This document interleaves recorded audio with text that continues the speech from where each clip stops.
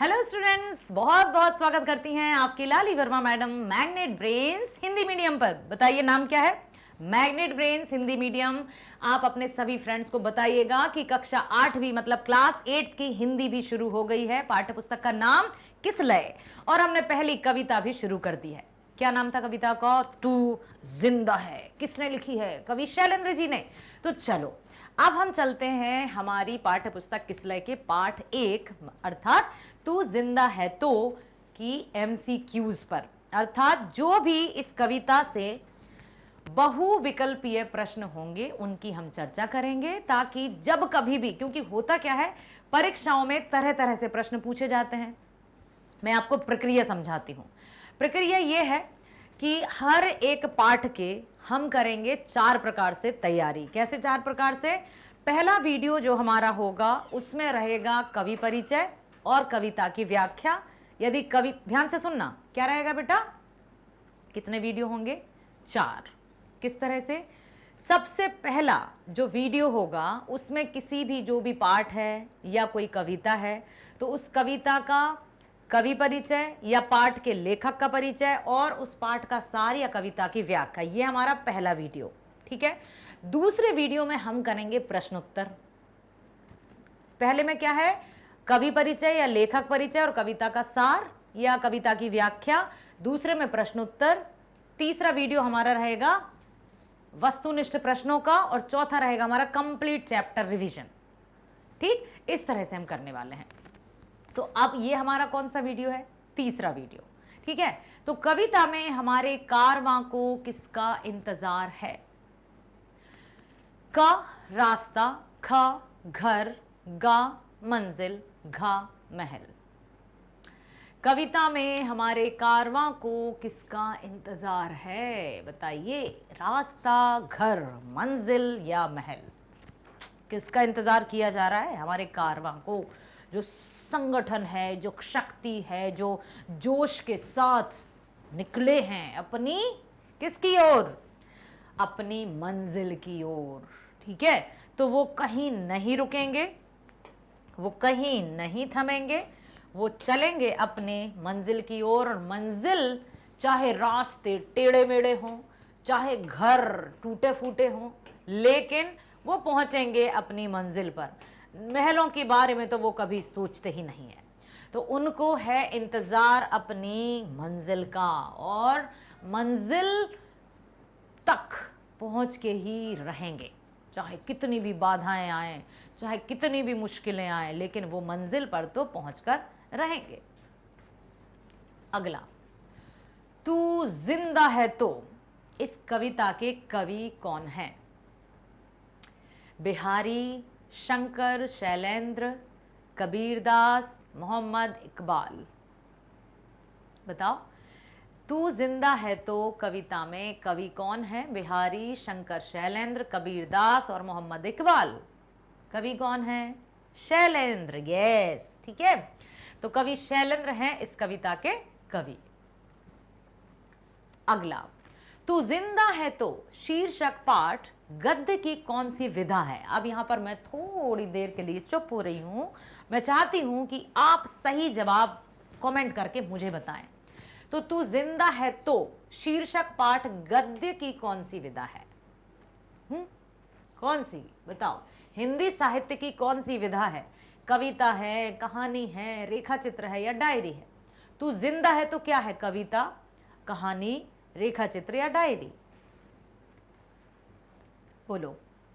जब आप उत्तर लिखोगे तो क्या लिखोगे? आप इस तरह से लिखना। 3 का आंसर मान लो आपने लिखा का, तो आप ऐसे लिख दीजिए, तो मैं समझ जाऊंगी कि आपने तीसरे प्रश्न का जवाब दिया है। या का की जगह आप ए भी लिख सकते हैं, खा हुआ तो बी लिख सकते हैं, गा हुआ तो सी लिखते हैं, घा हुआ तो डी लिख सकते हैं। जो भी आप सही विकल्प चुन रहे हैं उसको अपने नाम के साथ लिखिएगा जरूर, ताकि फिर देखना आप जब कमेंट करेंगे ना आप नाम के साथ, फिर देखो कितना मजा आएगा। ऐसा लगता है ना कि हम बिल्कुल आमने सामने बैठे हुए हैं, हमारे बीच में कोई दूरी नहीं है, जबकि मैं यहाँ तुम कहाँ, है ना, हम कहाँ तुम कहाँ। लेकिन फिर भी ये दूरियां, ऐसा लगता है कि हम बिल्कुल क्लास में बैठे हैं और मैडम यहीं पढ़ा रही हैं और मेरे बच्चे मेरे सामने बैठे हो। तो अच्छे से बताओ मुझे, क्या है ये? तू जिंदा है कविता है क्या या कहानी है? कविता है। तो आप उत्तर लिख दो पहले का ए, तो मैं समझ जाऊंगी कि आपने ये दिया था। अब मुझे ये भी बताओ कि ये मेरे आंसर देने से पहले उत्तर बताया ना आपने? Very good. एक और प्रश्न, तू जिंदा है तो कविता में जीवन का कौन सा दृश्य प्रस्तुत है? कौन सा दृश्य प्रस्तुत है? क, गहरे जीवन राग का, ख, उत्साह का, ग, गहरे जीवन राग एवं उत्साह का, या फिर इनमें से कोई नहीं। तो सिर्फ गहरे जीवन राग का कविता में वर्णन किया है, या फिर उत्साह का वर्णन किया है, या फिर गहरे जीवन राग और उत्साह दोनों का वर्णन किया है, या फिर इनमें से कोई नहीं। यस बेटा, मैं आपके उत्तर का वेट कर रही हूं ताकि आप जल्दी से लिखो कि सही जवाब ए है, बी है, सी है या डी है, मतलब का, खा, गा, घा में से कौन सा सही जवाब है। हंसते हंसते कट जाएं रस्ते, जिंदगी यूं ही चलती रहे, खुशी मिले या गम, क्या बदलेंगे ना हम, दुनिया चाहे बदलती रहे। हम तो मैग्नेट ब्रेन्स पर हिंदी पढ़ेंगे और अपने जवाब भी देंगे, चाहे कुछ भी हो जाए, क्योंकि कविता में भी यही बताया है, तू जिंदा है तो जिंदगी की जीत पर यकीन कर, अगर कहीं है स्वर्ग तो उतार ला जमीन पर, तू जिंदा है। ठीक है, तीसरा लग रहा है आपको? वाह मेरे बच्चों ने बहुत सही जवाब दिया। जिसने तीसरा आंसर चुना है वो बिल्कुल सही, तो लाली मैडम उनके लिए क्लैपिंग करती हैं, तालियां बजाती हैं। आप लोग भी अपने लिए ताली बजाओ, कभी कभी अपनी पीठ भी थपथपाया करो। ठीक, आगे चलें, अब देखते हैं अब कौन जवाब देगा। कविता का प्रश्न है 5वां, तू जिंदा है तो कविता में जीवन के किस पक्ष का वर्णन है? कविता में जीवन के किस पक्ष का वर्णन है?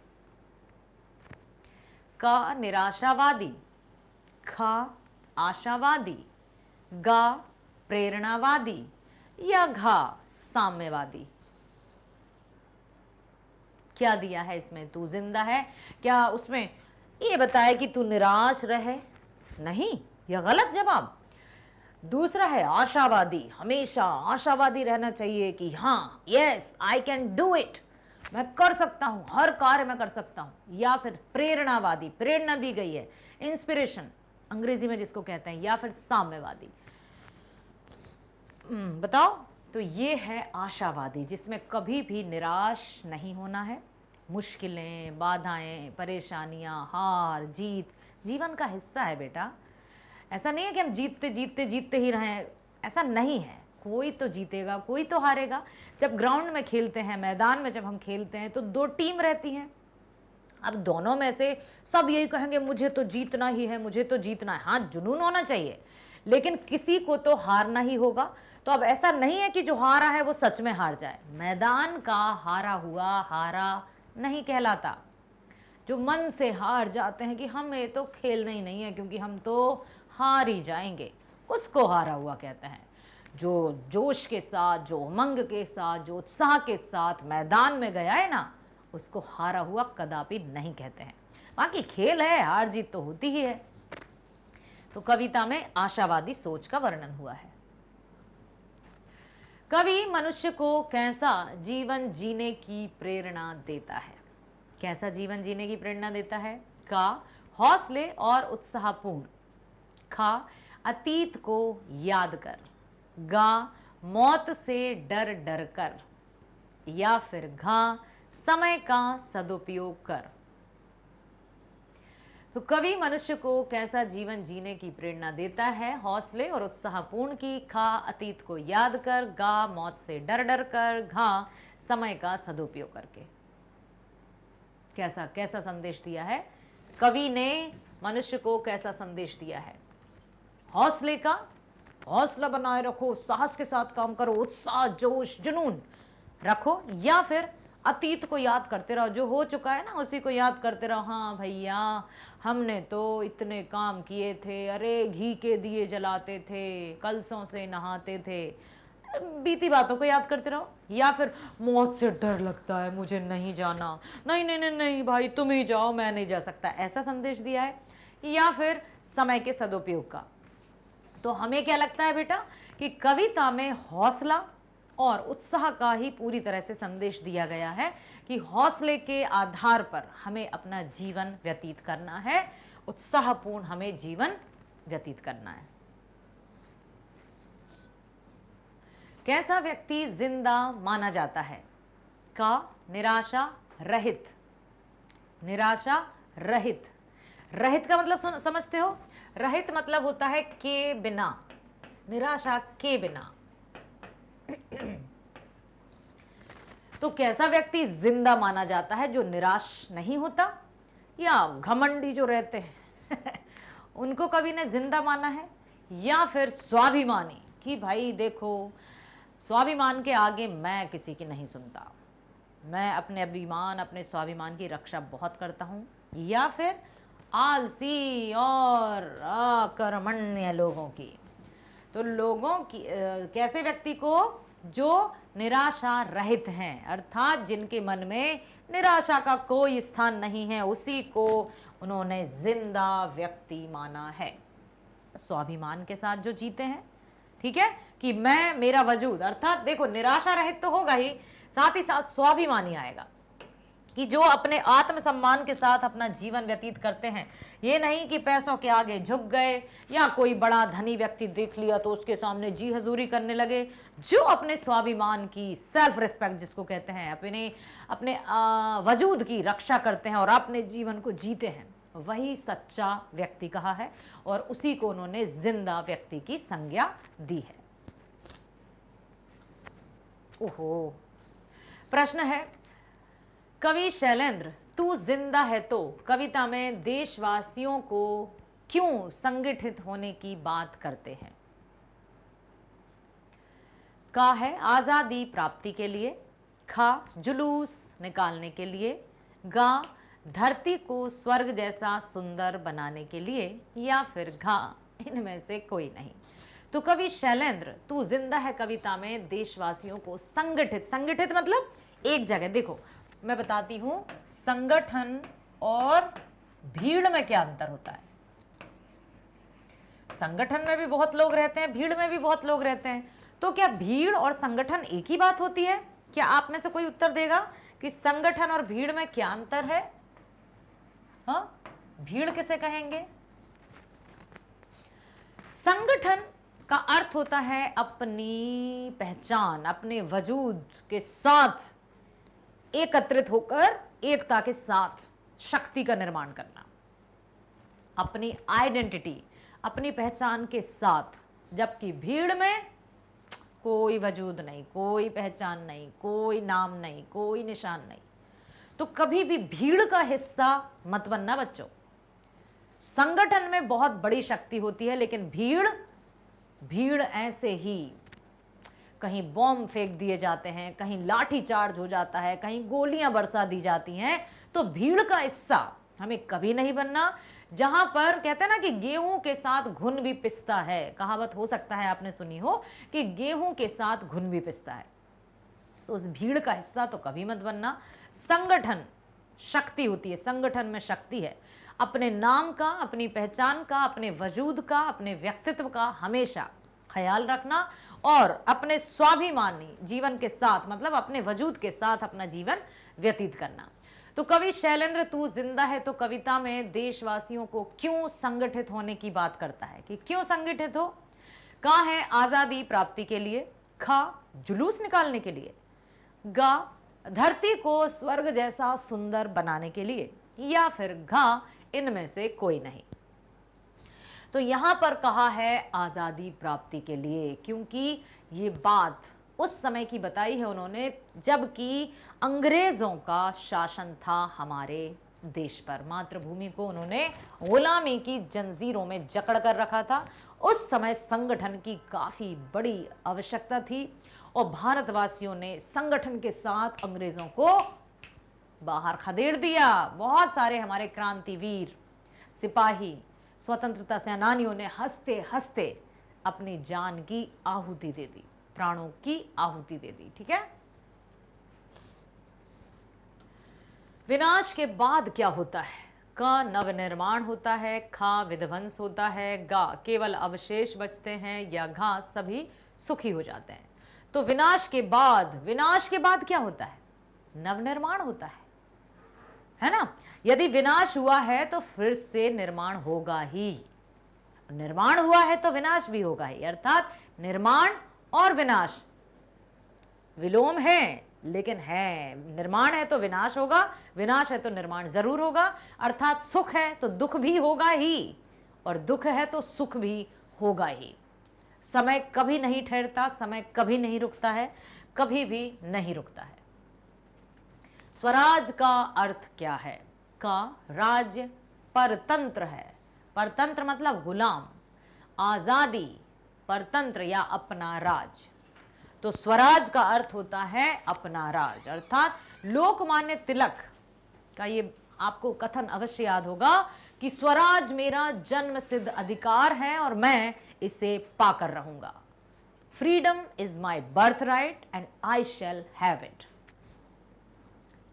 कमल की कोमल डंठल को कहते हैं का मृणाल, खा मराल, गा तमाल, या घा फूंगी। तो कमल की कोमल डंठल को मृणाल कहते हैं। याद रखना, कमल आया है तो सुंदर सा मुझे कमल, जैसे हम राष्ट्रीय फूल है हमारा कमल, ठीक है। तो यहाँ पर उन्होंने क्या कहा है कि जो कमल की जो डंठल रहती है उसको मृणाल कहते हैं, और कमल का फूल जो कि हमारा राष्ट्रीय पुष्प है, जो कि खिलता हुआ फूल किसका प्रतीक होता है बेटा? खुशी का। ठीक, तो खुशी का, प्रसन्नता का।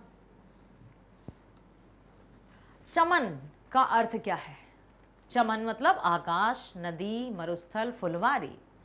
अपने इस चमन को स्वर्ग हम बनाएंगे, कोना कोना अपने देश का सजाएंगे, जश्न होगा जिंदगी का, होंगे सब मगन, होंगे सब मगन। मेरा देश, मेरा मुल्क, मेरा ये वतन, शांति का, उन्नति का, प्यार का चमन। तो चमन का अर्थ क्या होता है? आकाश, नदी, मरुस्थल या फुलवारी। बोलो, मैं वेट कर रही हूं आपके उत्तर का।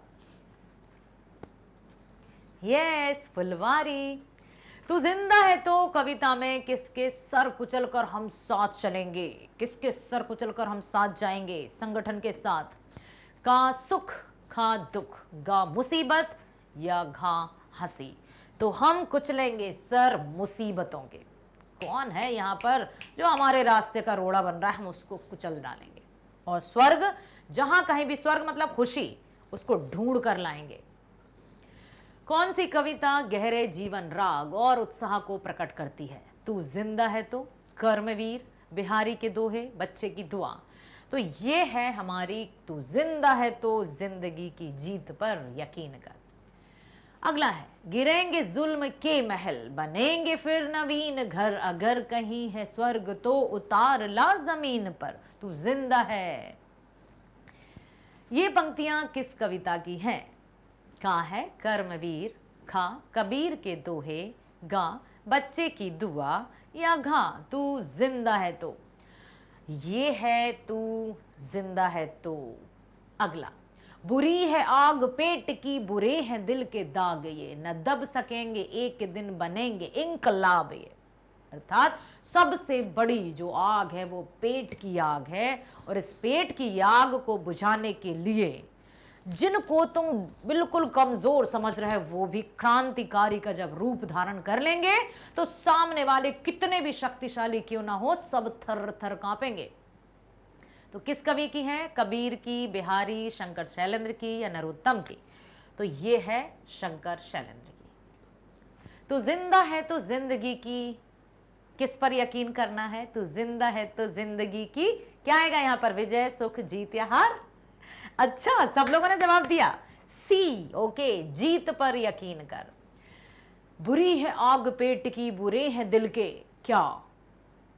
आग बाग हार दाग, बुरी है आग पेट की बुरे हैं दिल के दाग, ये न दब सकेंगे एक दिन बनेंगे इंकलाब। ये बढ़िया भाई, बहुत बढ़िया। कविता याद कर लेना, और कौन याद कर चुका है मुझे कमेंट करके जरूर बताना है। पूरी कविता नहीं, मुझे 2 पैराग्राफ आपको कंप्लीट करके बताना है, ठीक है। नई सुबह के संग सदा तुझे मिली नई, क्या मिली? उमर उमंग तरंग स्वराज। तो नई सुबह के संग सदा तुझे मिली नई उमर। हाँ, वेरी गुड। अगला, कवि ने सबसे बड़ी और भयंकर आग किसे कहा है? सबसे बड़ी भयंकर आग कवि ने कहा है किसको बच्चे? उन्होंने कहा है पेट की आग ही सबसे भयंकर आग होती है। कौन सी आग होती है? पेट की आग ही सबसे भयंकर आग होती है। सही जवाब, बहुत बढ़िया, वेरी गुड।